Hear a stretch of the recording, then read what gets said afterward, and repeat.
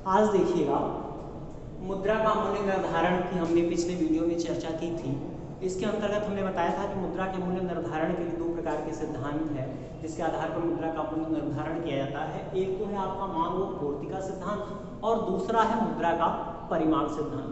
तो कल की वीडियो में हमने मुद्रा की मांग और मुद्रा की पूर्ति की चर्चा की, ठीक है। तो आज देखिएगा मुद्रा की मांग और पूर्ति का संतुलन रेखा चित्र के माध्यम से इसको दर्शाया गया है। तो देखिएगा रेखा चित्र बनाया गया है जिसमें आपका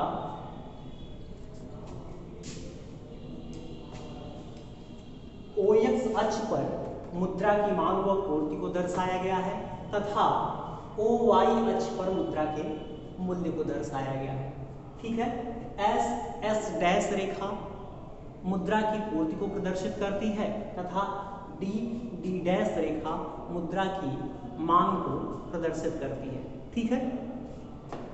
जैसे कि हमने कल चर्चा किया कि जिस प्रकार से वस्तुओं का मूल्य वस्तुओं की मांग और पूर्ति की सापेक्षिक शक्तियों के आधार पर तय होता है, उसी प्रकार मुद्रा का मूल्य भी मुद्रा की मांग और पूर्ति की सापेक्षिक शक्तियों के आधार पर तय किया जाता है और जिसको इस रेखा चित्र के माध्यम से दर्शाने का प्रयास किया जा रहा है। तो देखिएगा S डैश रेखा जो कि आपकी मुद्रा की पूर्ति रेखा है तथा D डैश रेखा मुद्रा की मांग रेखा है, एक दूसरे को यन बिंदु पर प्रतिच्छेदित करती है या काटती है जिस बिंदु पर मुद्रा का की मांग और पूर्ति का साम्य स्थापित होता है, ठीक है।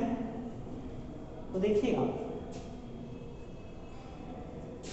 मुद्रा की मांग OM है, ठीक है, और मुद्रा की मांग और पूर्ति चित्र में OM है और जिस पर मुद्रा का मूल्य OP निर्धारित होता है।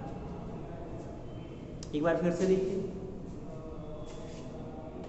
OX अक्ष पर मुद्रा की मांग व पूर्ति को दर्शाया गया है तथा OY अक्ष पर मुद्रा के मूल्य को दर्शाया गया है, ठीक है।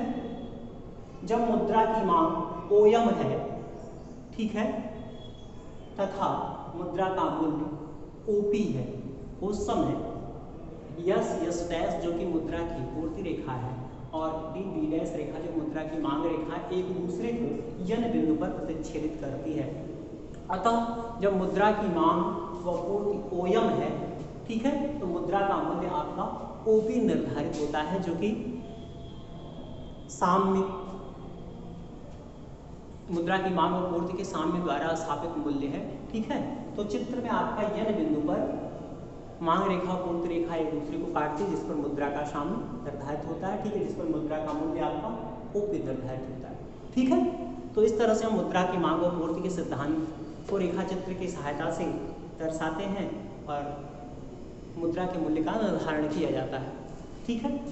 मुद्रा की मांग और पूर्ति सिद्धांत की कुछ आधार पर आलोचना की जाती है, ठीक है, कि वस्तु जैसे कि हमने आपको बताया कि जिस प्रकार से वस्तुओं का मूल्य मांग और पूर्ति की सापेक्षिक शक्तियों के आधार पर किया जाता है, ठीक उसी प्रकार से मुद्रा का मूल्य भी मुद्रा के मांग और पूर्ति की सापेक्षिक शक्तियों पर के आधार पर किया जाता है। लेकिन वस्तुओं और सेवाओं और मुद्रा में काफी अंतर है जिसके आधार पर सिद्धांत की आलोचना की जाती है। जैसे मुद्रा का निर्गमन व पूर्ति सरकार की मौद्रिक एवं आर्थिक नीतियों पर निर्भर करता है, जबकि वस्तु एवं सेवाओं की पूर्ति देश में उपलब्ध उत्पादन के साधनों पर निर्भर है, ठीक है। एक तो इस आधार पर सिद्धांत की आलोचना की जाती है और दूसरा है आपका वस्तुओं की मांग प्रत्यक्ष होती है। प्रत्यक्ष मतलब कि और मुद्रा की मांग अप्रत्यक्ष।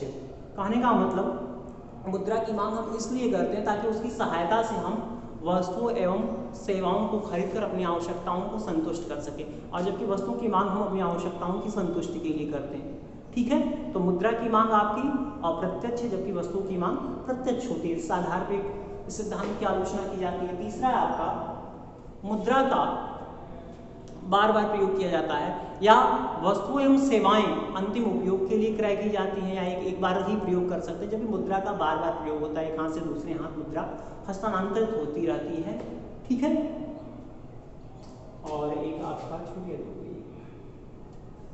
मुद्रा की मांग अल्पकाल में स्थिर रहती है, जबकि वस्तुओं एवं सेवाओं की मांग अल्पकाल हो या दीर्घकाल में हमेशा परिवर्तनशील रहती है। तो इस आधार पर इस सिद्धांत की आलोचना की जाती है। ठीक है, मांग और पूर्ति के संतुलन के लिए देखिएगा, आप एक्स अक्ष और वाई अक्ष को बना लीजिए। ओ एक्स अक्ष पर मुद्रा की मांग व पूर्ति, ओ वाई अक्ष पर मुद्रा का मूल्य दिखाया गया है। ठीक है, चित्र में एस डैश रेखा मुद्रा की पूर्ति रेखा तथा डी डैश रेखा मुद्रा की मांग रेखा है।